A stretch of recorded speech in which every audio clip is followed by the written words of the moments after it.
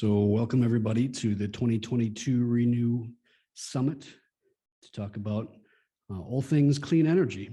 And welcome in particular to our panel today for Wisconsin's Clean Energy Plan and the Zero Carbon Roadmap. We'll have conversation from Maria Redmond. She's the director of the Wisconsin Office of Sustainability and Clean Energy, and Joe Fontaine. He's the energy policy advisor at the Public Service Commission of Wisconsin. And I'm a policy analyst with Renew Wisconsin as well. Maria will be joining us virtually today, and Joe and I are obviously here in person. So just some quick introductory remarks, and then I'll kick it off to Maria online. Obviously, we're in the middle of a clean energy transition right now, and you heard Michael Vickerman and all the panelists this morning talking about the various roads to clean energy and a clean energy future. So I think the next logical question is how do we get there? A lot of the goals we're talking about zero carbon by 2050. So that's what we'll be talking about today.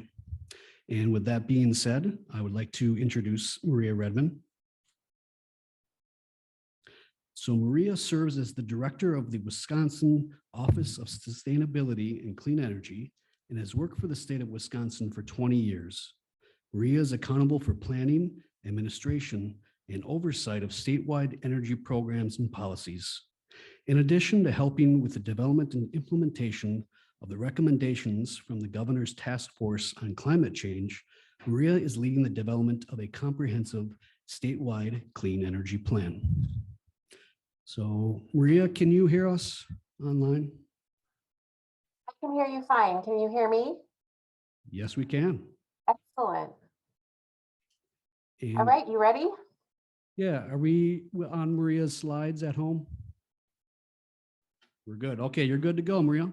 Okay, great. Well, I thank you all for accommodating my virtual presence here. I had really intended on being there in person, but the world has other plans for me and my family. So here I am, and thank you for the accommodation.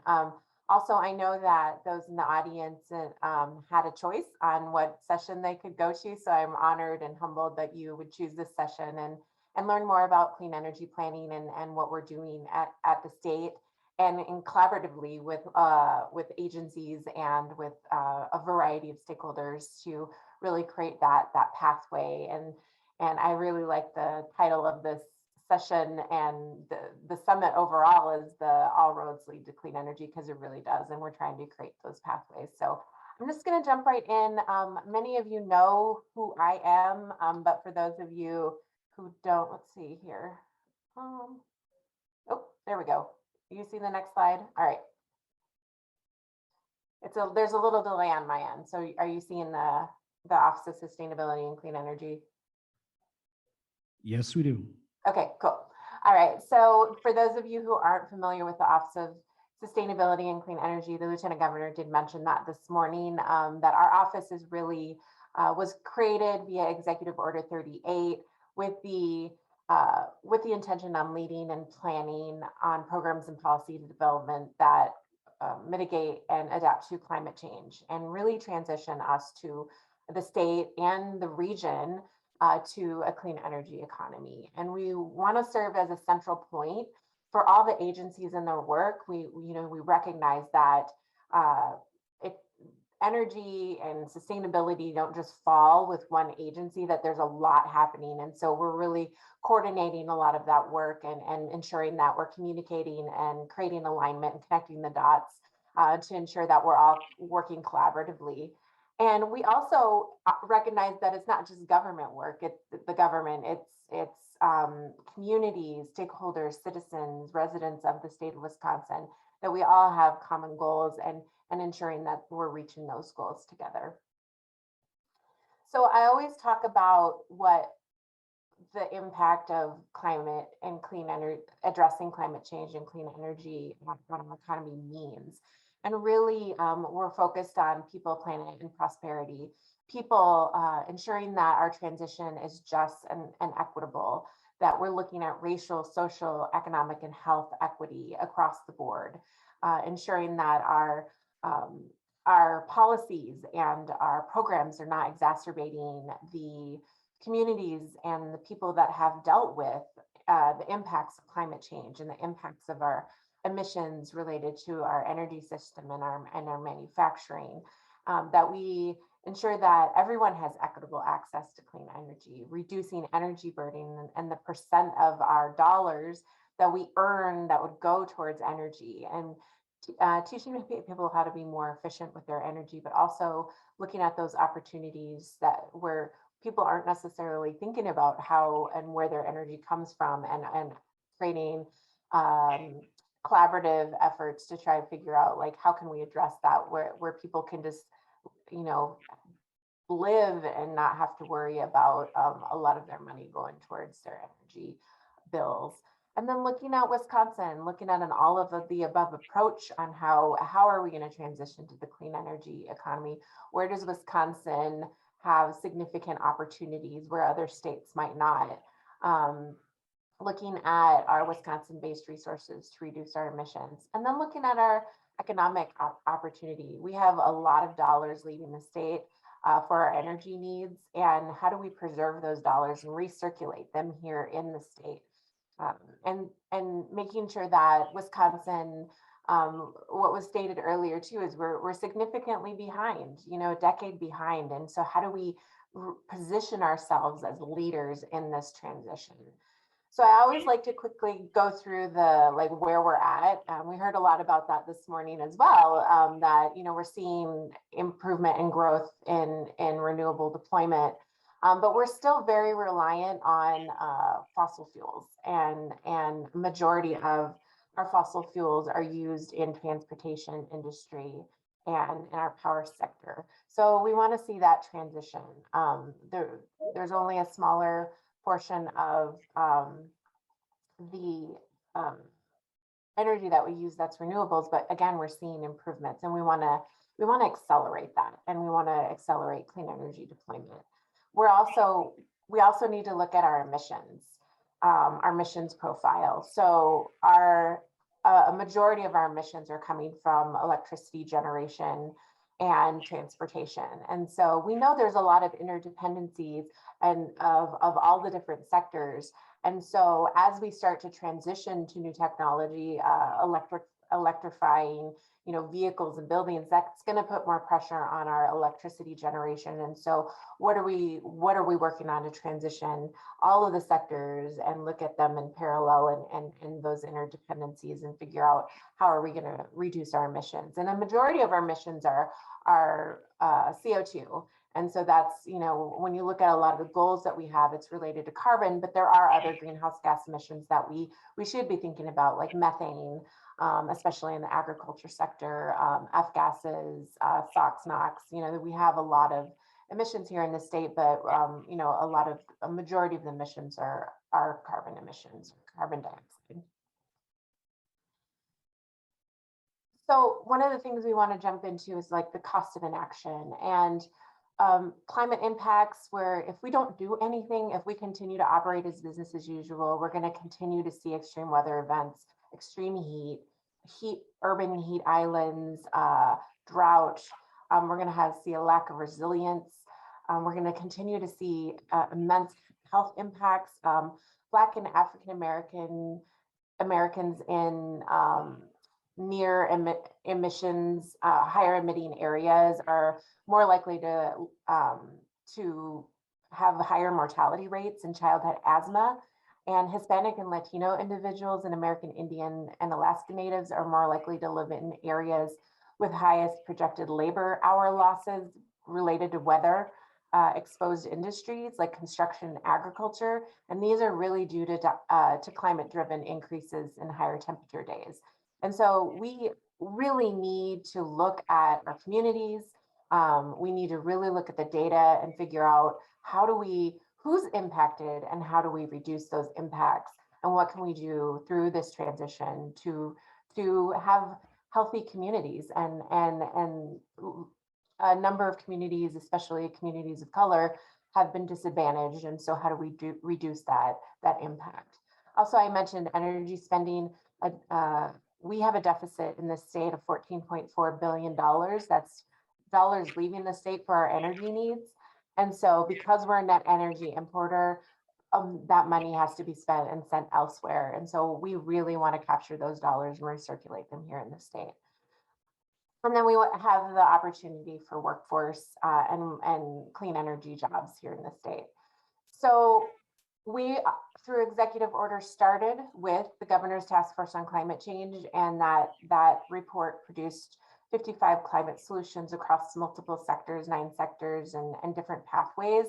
And what we've done is we've taken that, if you want to go check out the report, if you haven't seen it already, it is available online. But what we did is, what we're doing is, I really want to jump into the clean energy plan, and I don't want to take up all the time here.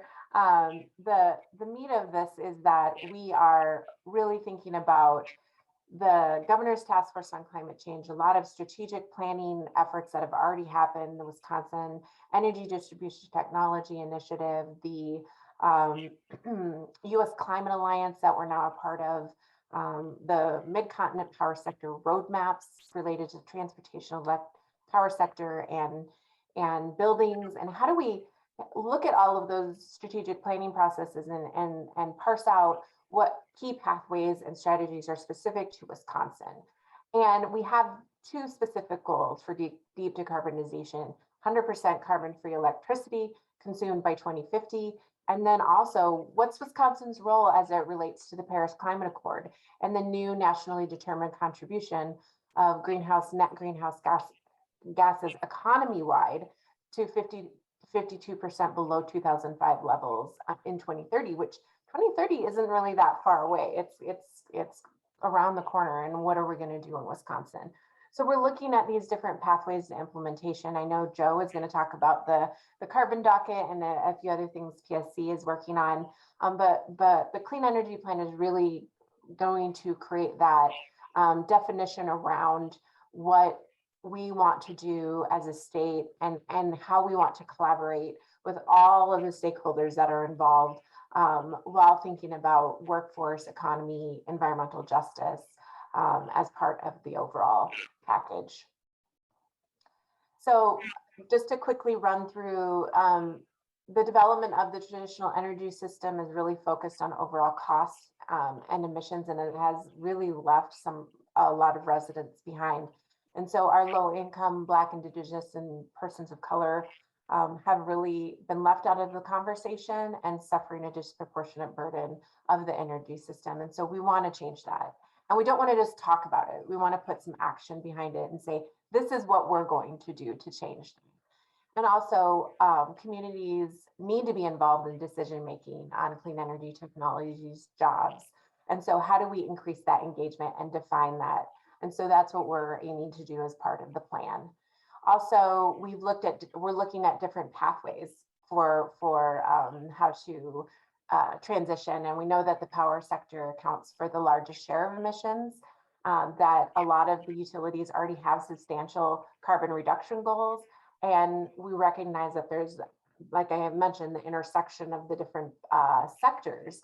And so, and then we're not an island. We are connected to the region through transmission and different projects. And so we have to take all of this into consideration as we're creating this pathway. And so as we move forward, we're looking at clean energy and energy efficiency and looking at the different types of technologies, making sure that we propose some financing options, some strategies that can help support the deployment and development of renewables and clean energy and all the different types of technology that might become available. Tapping into Wisconsin resources like biodigestion, solar, wind, for like I said, what makes Wisconsin unique, and what can we look to our resources, and energy storage, innovation, research, business development. And another important part, which I'll talk about later, is federal funding and what we can do with that. Also, infrastructure and industry. We know that agriculture, food production is a big part of industry. Manufacturing, we're in the Midwest. We're leaders in manufacturing goods, and so what can we do in this realm to help reduce emissions, help reduce our energy consumption, transition to renewables. We want to support energy efficiency projects. We want to support electrification, renewable thermal solutions, looking at waste heat, high-end energy conservation, and being able to deploy products and technology.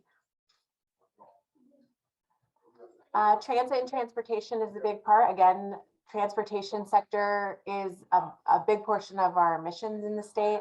So looking at, hold on one second.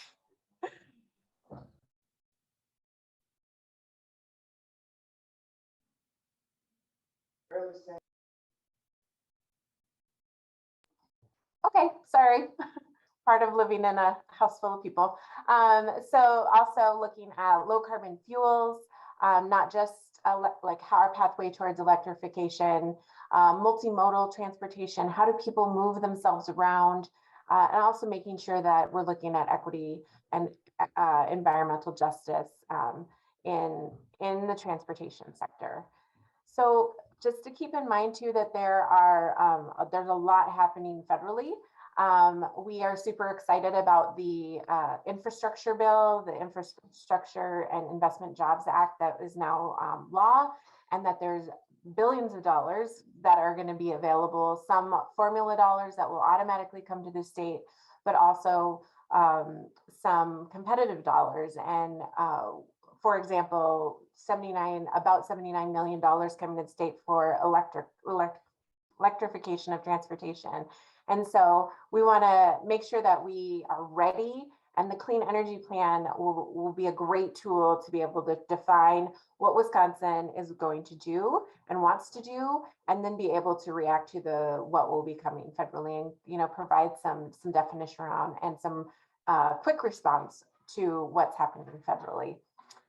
And then the Build Back Better, we don't know where that's going to land, but that's another great opportunity for us to be able to leverage the programs defined in the Clean Energy Plan, and to be able to bring some additional dollars to the state. And this is not a one-time thing. The Clean Energy Plan is a living document. We have open opportunities for input. As the Lieutenant Governor said today, like, email me. I am definitely all about having the conversation about ideas, what we can do to transition. That once we push the Clean Energy Plan out, which we're hoping to do this for the first quarter within the next couple of months of this year, that we want more input. We're going to measure and verify everything that we're doing in the plan, and we're going to need to make adjustments because we might not get it right off the start, but we want to push this plan out, create that pathway, measure and verify, are we actually making strides, and what do we need to do to change, and what technology do we need to support along the way? What we have today for technology might not be what we have 5 years from now. So I just would encourage folks to continue to submit comments, to continue to reach out to me on the plan before it's released, after it's released. We're going to continue this process. And then here is my contact information for anyone who needs it, but I will stop sharing and pass it over to Andrew and Joe to continue this conversation. Great, thank you, Maria. Is this my, there it is. So if you're okay with Maria, we could take one or two questions from the audience specific to Maria's presentation, and then we can transition to Joe's presentation as well. And we're of course going to have panel discussion at the end as well. So I don't know if there's any immediate questions. Scott? How much of the plan is related to actions that can happen at the executive level versus things that may be necessary to be passed by the legislature? Yeah, thanks, Scott. And also we have a hot mic in there for in-person audience if folks want to go and use that. Your question was how much of the actions need to take place at the executive level of government versus more administrative and other levels as well? And how much of the plan covers executive versus legislative? How much of the plan covers executive versus legislative? Yeah, so we recognize that legislative might be a bit of a challenge, but we're not totally pushing away legislative opportunities. What we're doing is identifying executive action and agency action and local action, things that we can do right away. And so legislative, I would anticipate that anything legislatively would probably be part of a legislative package along the way. But, you know, I don't know that with the timing that we get in this legislative session, but everything's on the table right now. It's just a matter of timing and when we would deploy. So I think we're right now more leaning on the executive action and agency action to accomplish the first phases of the plan. Okay, thank you. Any more immediate questions? Okay, yeah, Don. Is there a roadmap on how we go from 8.6% to 50% by 2050? For every action, do we know how much that's going to increase getting to 50%? And 50%. 100% by 2050. Okay, so Don Wickard's question was about a roadmap to getting to 100% clean energy or zero carbon by 2050. If there's a particular roadmap right now to that as a statistical perspective. So what we've done in the clean energy plan and what you'll see when it's released is we've created a number of strategies and we've modeled them out. And in particular for the power sector to get us to zero. And so we will need to implement those strategies in order to get us to that zero level. So yeah, the clean energy plan addresses the power sector goal of 100% carbon-free electricity by 2050. Okay, thank you, Maria. I'd like to now introduce Joe Fontaine. So Joe Fontaine is an energy policy advisor at the Public Service Commission of Wisconsin. In addition to coordinating the roadmap to zero carbon docket, his duties include coordinating the commission's investigations of electric vehicles and parallel generation buyback rates, the biennial strategic energy assessment, and the commission's rulemaking to update electric interconnection rules. So with that, I'd like to welcome Joe Fontaine to talk about his work at the PSC.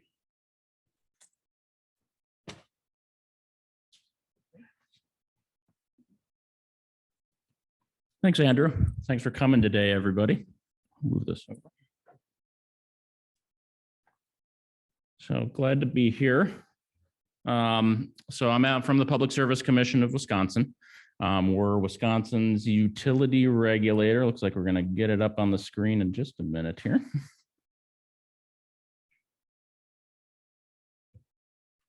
Okay, I think we got it. Are we okay at home too? Do you know, Andrew? Are we good to go? Lost the screen again.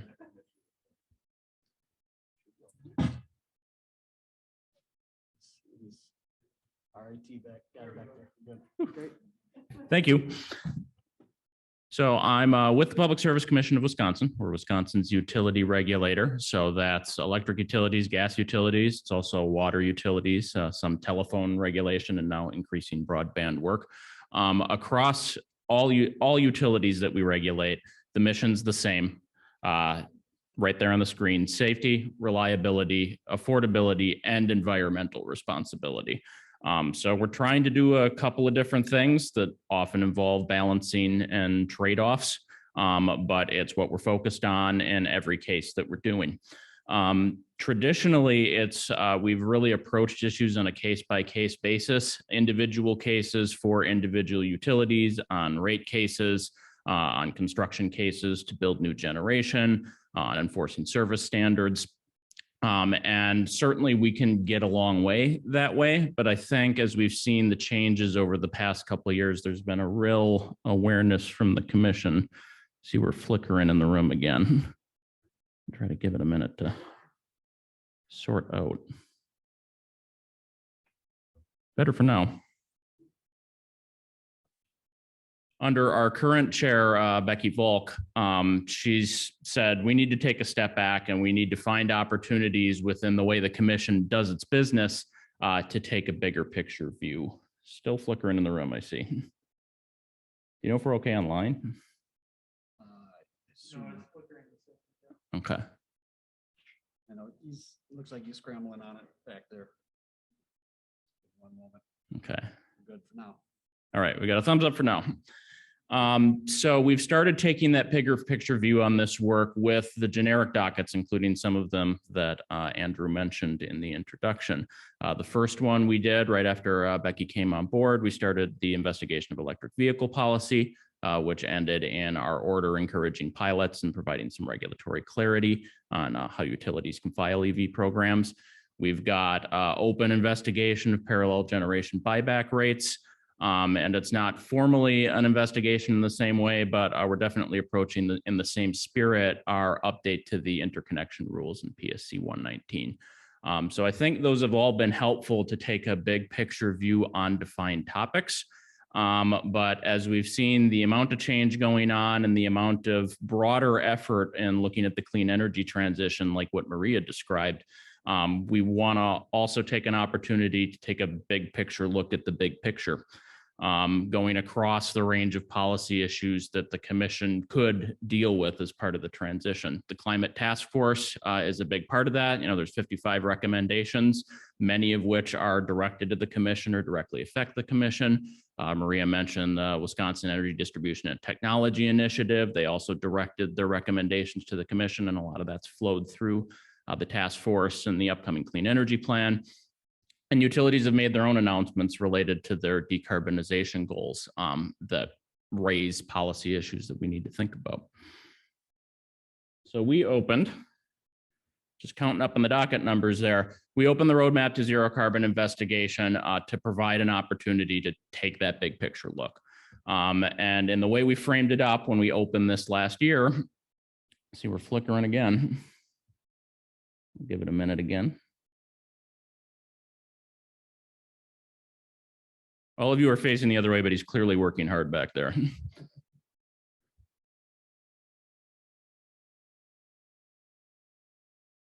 When we opened the roadmap to zero carbon investigation, we tied it directly back to the mission. We said there are opportunities to enhance environmentally responsible services by pursuing this transition, and economic opportunities as well to take advantage of reduced costs for clean energy technologies. But there is a balancing act to consider, making sure that we're doing it in a way and an order through strategies that are keeping it as affordable as possible for ratepayers, making sure we maintain reliability as well.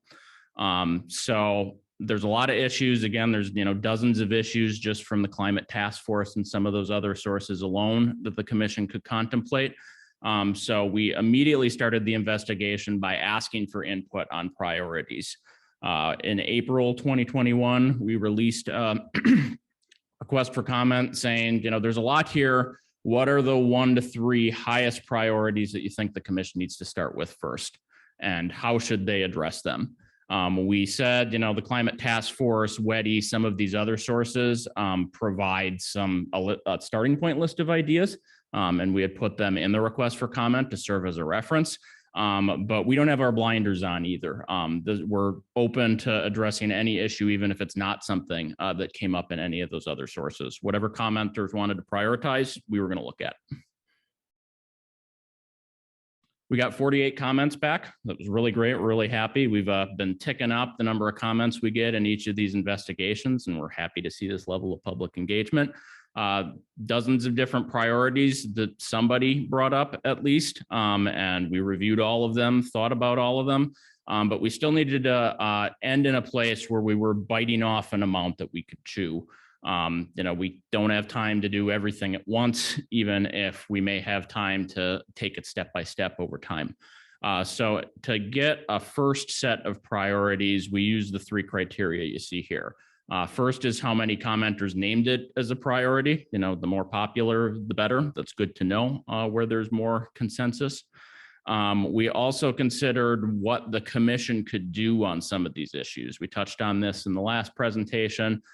Some issues the commission has pretty clear regulatory authority. Other issues may have more of a legislative component to them. Thinking about where we can take action directly in this docket to move the ball forward. and also thinking about what issues might make sense to do first. And as I'll explain, some of that's just looking at opportunities for connections with other work, other opportunities we already have in the commission. And some of it is thinking about what steps might tee us up better to take other steps a little further down the road. So we had 4 initial priorities that the commission took action on in September of last year: resource planning, performance-based regulation, energy efficiency, and customer affordability. I'll go into detail on each of those in a moment. The background point I'd note before we proceed is that the commission did consider a 5th priority that was presented in front of them to encourage utility pilot programming. They made the decision not to take any action under the roadmap, which the commission wanted to be very clear in saying that's not to say we discourage pilots. We encourage pilots. There's lots of great opportunities there, but the commission didn't identify any spots where they thought it was appropriate to take action in this docket on that topic, that it's something they think can continue to be processed through those utility-specific, case-specific dockets as they come up. And we've certainly had some pilot proposals, good pilot proposals in front of the commission over the past few years, and would certainly look forward to more in the future. So taking the priorities one by one, the 4 priorities we are taking action on, starting with utility resource planning. It goes first on the list because, all of these were certainly of interest to a wide range of commenters, but this was number 1 with a bullet by a decent margin over any other topic. And I get it. I think that makes a lot of sense because this is the big picture starting point that we need to think about and getting our heads and our arms around this transition. Resource planning is your foundation for thinking about generation decisions, retirements, new additions, and the pace is as fast as ever that we want to try and stay on top of. The challenge there, a couple of commenters brought up, and I don't disagree, that the traditional way to go about this is integrated resource planning. A number of states have those comprehensive plans that their state commissions oversee. Wisconsin at this point does not. So again, looking at where the options are, we didn't really have an option to just say we're going to do an IRP unless the legislature takes action on that. But we did see that there were other options available in the informational report we do every 2 years through the strategic energy assessment. And from that criteria of what makes sense to do up front, the timing was good. The strategic energy assessment was already slated to launch last fall. We're preparing the report right now for release this year. So it was good timing to take that opportunity and get something into this next SEA right away. So the commission ordered 2 updates to the SEA that go beyond what we've done in previous reports. We requested more information from utilities on their own resource plans. And the way we phrase that request is to ask for the type of information that they would provide in IRPs. A lot of the utilities who work in other states have IRPs in other states that can inform a lot of that. And along with that, to kind of take a statewide perspective and support even stronger analysis, staff is also working on doing their own independent analysis on statewide resource planning considerations that will also write up in the report. So the utility submissions are already in. They're in that docket 5ES 111. If you go look up that docket on the commission website, those were submitted last November. I think there's a lot of good, interesting information in there. If you haven't seen it already, those will be written up in the SEA along with the independent research that we're doing. And that will be released in spring or summer of this year. Performance-based regulation. Wisconsin is the place that we're going to call it PBR. So definitely going to use that acronym. The PBR in general, a pretty broad concept of an approach to encourage better performance on utility pilot outcomes. That's comes down to measure and incent. Make sure that you're tracking utility performance, tracking what you think are the most important aspects of utility performance, doing so in a reliable way, and tying financial incentives to strong performance on your priorities. So it's a really broad, flexible tool that you can apply to a number of different issues, which again really hit our criteria of what can we do up front. If we develop a better approach to PBR, then that's something that may put us in a better position to address a wide range of more specific issues, which we know people are interested in. And there are a lot of opportunities to draw on experience that's already growing nationwide. There are a number of states over the past 3 to 5 years that have really made a lot of their own progress on developing PBR frameworks. So it's something that we've already started studying within the commission, and we'll keep the discussion going on. So the initial formal step the commission took in this investigation was to start a workshop on discussing how PBR could specifically work in Wisconsin. That happened on January 11th. I think we had really good turnout, a really good discussion, really good opportunity to dig into the wide range of complexities you want to work through on a topic like this. So we've got a good start, and we're kind of bringing together all the information internally right now, thinking about what our options will be for next steps that are informed by and flow from the workshop. And there will be more on that soon. Energy efficiency. So was a general interest in maximizing our opportunities for energy efficiency tied to the statewide Focus on Energy program. And there were a number of different ideas under that umbrella, which a number of commenters brought up. Most popular of those was aligning Focus's programs and performance metrics with carbon reduction. Focus on Energy has historically measured its performance primarily just based on energy saved. It saves carbon, and the program certainly reports how it's had played a role in reducing carbon, but we haven't formally tied goals or designed our programs to maximize that. Electrification, which Maria touched on, looking for those opportunities to convert from fuel-based to end uses to electric uses, support for low-income customers, collaboration with utility demand response programs. Focus can't, by law, do its own demand response programs. So the collaboration piece of that is important, finding the right way to shake hands across the fence there.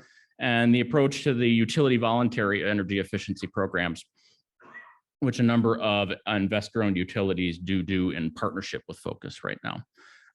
This is another spot where we had a really good opportunity to address this right away. Focus already every 4 years goes through its general policy and goal review for Focus in the quadrennial planning process, and that was already due to start last fall. So we said, good initial step, get these 5 issues in the scope, get the Focus staff, commission staff working on thinking about these issues, and using the quad planning decisions that the commission will be making this year as an opportunity to figure out how we want to take action. So there is a phase 1 memorandum that's actually going to focus very specifically on these 5 issues before we get to the more specific nuts and bolts program issues that we also address in quad plan. That work is very much underway internally at the commission right now, and that memo will be out for comment in a couple of weeks. And the last of the 4 pillars here is customer affordability. Again, I think Maria touched on this very well in her presentation. It's a priority for the commission in the same way it's been a priority for her office in the Clean Energy Plan. The commission this has been a priority for a couple of years now, and the commission has taken a couple of initial steps to make progress on addressing affordability more proactively. A lot of that has come through our docket on COVID-related issues, where we've collected more information than before on the affordability challenges customers were facing during the pandemic that gives us a stronger foundation. We've started requesting energy burden information in annual reports, starting with the reports filed last year. We're going to see that in the new reports that'll be filed this spring as well. We have a low-income community solar initiative being funded by the state energy program. And, we see other opportunities for cost control like securitization, which we've done for part of the costs of retiring the Pleasant Prairie coal plant as another opportunity to find savings for customers and have that flow back to addressing these affordability challenges. So we've got some starting points there, but the commission said, let's work off of those starting points and keep working, keep studying, do more research and analysis to tie this together. We were very happy to find out in December, right after the commission made this decision, we applied for some federal technical assistance, specifically directed to state commissions, where they deploy national lab staff to help commissions with issues of interest. We got an award in December, and we've just started working with them to use the starting point information we've already got on energy burden and strengthen that information, get a better reporting structure in place, and develop opportunities for us to use that information in regulatory decisions. So a lot of work underway on all of these 4 priorities in the roadmap right now. We started with a public comment and public engagement. We want to keep that going at every step in the process. So the next opportunity will be the Focus on Energy Quad Planning memo. That's in its own separate docket, 5FE 104. That'll be in spring. The Strategic Energy Assessment will come out in late spring or summer. That's also under its separate docket, 5ES 111. And we'll see more to come on the other 2 pillars as well. Those will probably come directly through the roadmap docket, but we don't have set dates on those yet. So a lot of work to be done in these next couple of months as we get closer to the middle of the year and finish a lot of what we're working on right now. That's going to be an opportunity for the commission to think about what next steps are, whether it's continuing work on these topics, whether it's thinking about their other topics that we may want to take the opportunity to address. Everything's on the table right now, and more to come that will be communicated through the roadmap docket. So thanks for your time today. Happy to answer any questions.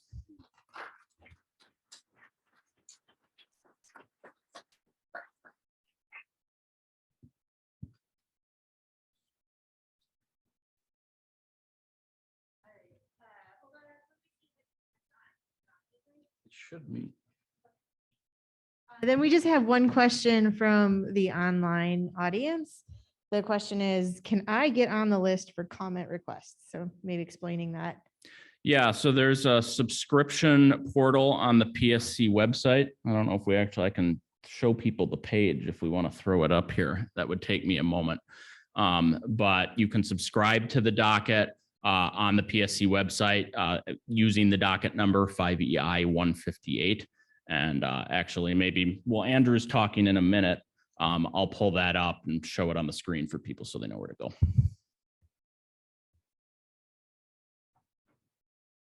Hey, I had a question about specifically Wisconsin energy and specifically USA manufactured energy alternatives.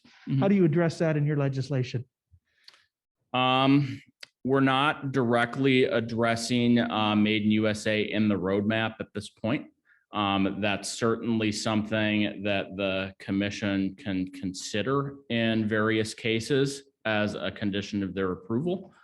So I know it's a point that's come up in a couple of individual like construction cases before, but I'm not an expert on those, so I can't speak to the details. The reason for my question is I heard Redmond's comment regarding the deficit in Wisconsin and energy, and then also our Lieutenant Governor's comment earlier today about manufacturing here in the US. Thank you. Yeah, and I would say that that's helpful. Energy efficiency is one big piece of that. That's, I think, been a strong argument for energy efficiency long-term has been that saving energy in the state with labor that's performed in the state and often with technology that's manufactured in the state make increased energy efficiency an opportunity to address that deficit. Certainly something like utility resource planning is something that can take that into account as well, looking at the criteria utilities use and how that might look at the balance between building in-state resources like our new solar farms or looking to external sources. So because you mentioned solar farms, maybe I have a misunderstanding, but every PV solar cell made is in China and or Asia, and then every one of the rectifiers are made in Germany. Any of that made in the US? Perhaps I have that incorrectly. I can't speak well enough to that issue to answer that question well. Sorry.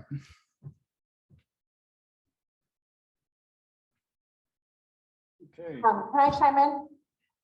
Well, yeah, please, Maria.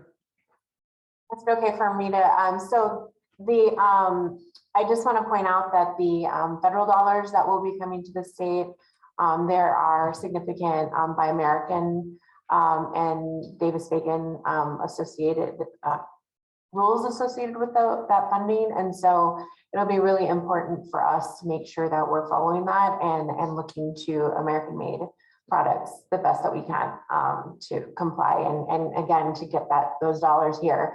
And the other thing that, we're looking at is the opportunity for Wisconsin to be a part of the supply chain for all clean energy technology. So I just want to point out, like, I know you were talking about solar, but we're also looking at, we recently got a grant from EDA, Federal Department of Commerce, EDA, to look at supply chain opportunities for electric vehicles and what Wisconsin can do in that realm. So we are really, we're working closely with Wisconsin Economic Development Corporation and a number of other agencies and stakeholders to look at supply chain for renewable energy and how can we employ people here in Wisconsin for these projects, as well as create the products and the widgets and whatever associated with the technology deployment as well. I was wondering if you could talk more about how you fold health impacts into your evaluations. Energy efficiency is obviously an issue in terms of health and houses that aren't very efficient and have moisture problems too, as well as there was just a recent report that came out from Stanford about indoor air quality and emissions from stoves and even other gas use in the house, that there's a lot of escape from that, as well as nitrous oxides and so on. So how are you including all that you're figuring? Yeah, Focus on Energy has measured its health benefits for a couple of years now. That is kind of the same idea as carbon that we talked about. That's not formally aligned with commission goals at this point, that we set some sort of health benefit goal that we're trying to reach. And there are limitations in the legislative authorization for Focus and what its goals should be. But it is something that we keep track of. We know energy efficiency in Wisconsin has had significant health benefits that we can quantify over the past number of years. And it's going to be work that the Focus team plans on continuing to do and looking for opportunities within the authority that it has to keep addressing that issue. As part of the Clean Energy Plan, we're also modeling out our strategies as it relates to health impacts. And so as strategies are deployed, we're going to be seeing direct health impact reduction. So, hospitalizations, lower cases of asthma, bronchitis, being able to look at the different communities that are impacted. So we've done a lot of modeling, and we're like in the Clean Energy Plan, we're going to be sharing some of that, the health impacts of the strategies. And if we're able to deploy a number of the strategies, a result of reduction of health impacts and throughout the state. And so we also want to make sure that some of those facts will also not be included in the first version of the plan, but as we start to measure and verify and get more data, we want to be able to share that data with everyone to show exactly what the impacts are on emissions reductions in our communities. Thanks, Maria. And before we transition to the last panel questions, if you could go back to the in-person slides for a minute. Just wanted to highlight that Renew Wisconsin's had the opportunity to partner with Clean Wisconsin, another statewide advocacy organization, to work with some consultants, namely Grid Lab and Evolved Energy Research, to look at an independent study for how do we get to a clean energy future or zero carbon future by 2050. The study is just really getting underway right now, but we're going to be taking a scenario-based approach to modeling and drafting a report. And these will be focusing on decarbonizing the grid, but as well as the decarbonization of multiple sectors as well, and involving our energy use and home appliances and such. And we're hoping that this scenario planning process will address several policy questions, such as what's the right generation portfolio mix, the role of distributed energy resources in a clean energy future, how does transmission investments play in to planning for a clean energy future, as well as the impacts to ratepayers and the economy of Wisconsin, as well as the United States, as well as folks have been interested in it. So that being said, I know we're kind of pressing time, but for those who want to stick around and ask maybe a couple more questions of the panel, we can have that as well.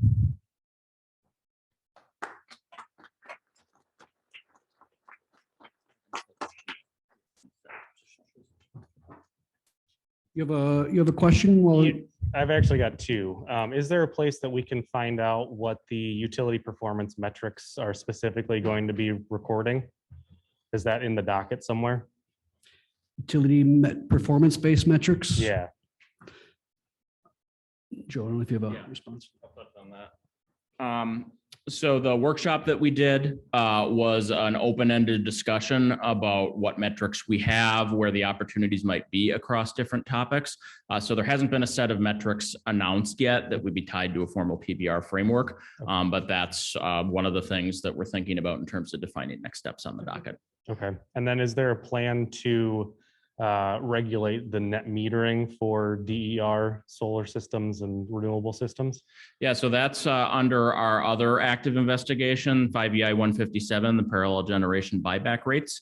The commission ordered research on that to be issued for public comment. That will be coming out hopefully yet in the first quarter of this year. We got some support from the Regulatory Assistance Project, who are national experts on the lots of changes that have been happening in other states.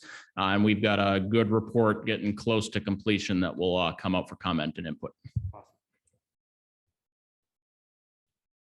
And if you could go back to the laptop screen here, I can answer that initial question on how to subscribe to the dockets. So this is the PSC website, psc.wi.gov.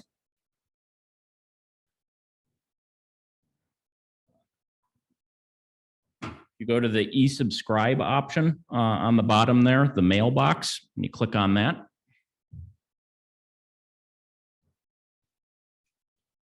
On the left of the screen is the easy subscriptions. If you punch the docket number in there, that could be 5EI 158 for the roadmap. You may also be interested in the other docket numbers like 5FE 104 for the Focus on Energy Quad Plan, or 5ES 111 for the Strategic Energy Assessment. Just punch all the docket IDs that you want into the left of the screen there, put in your email address, and then you'll get an email to confirm your subscription.